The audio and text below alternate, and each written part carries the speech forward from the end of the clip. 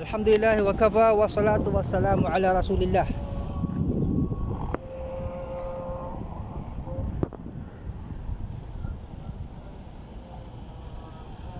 خذ الكتاب بقوة.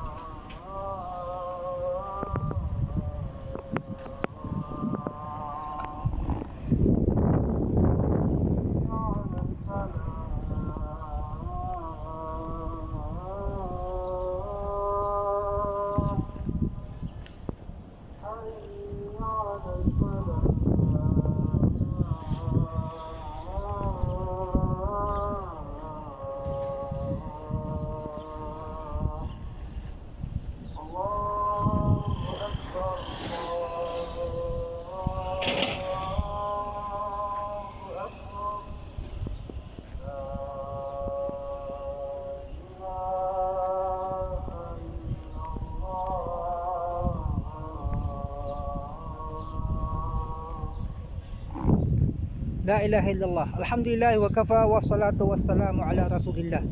Mga kapatid, muli ito po yung tunay na nature ng kalangitan. Yan, mataas, ginhawa, ang sarap damahin.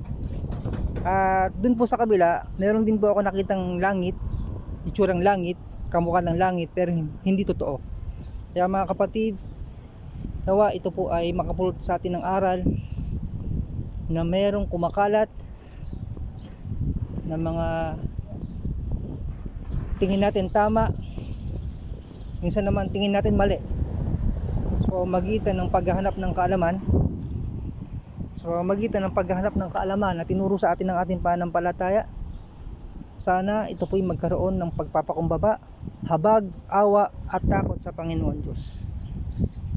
Dahil kung walang takot, sana ang marangal sa kaalaman ay sana si Satanas. Siya'y maalam, pero dahil sa walang takot, naging walang kamaharlikaan ang kanyang narating. Muli, ang bawat pagitan natin ay yung mga pagsubok. وَجَعَلْنَا بَعْضَكُمْ لِبَعْضٍ فِتْنَةً أَتَصْبِرُونَ.